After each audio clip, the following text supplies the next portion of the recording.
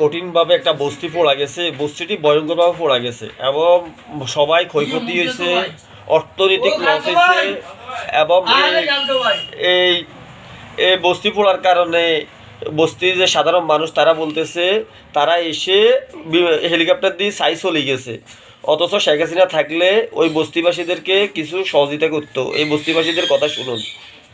Helicopter আইছে কিন্তু ফেরা ভিডিও করে নিছে, কিন্তু পানির হেলিকপ্টার আইছে না। হাসিনার আমলে থাকলে আবার পানির হেলিকপ্টার অভাব হতো না। কত হাজার তার শেষ নাই। কেউ বাচ্চা নিয়ে তারা বাচ্চা নিয়ে নিজের যান বাঁচান করে।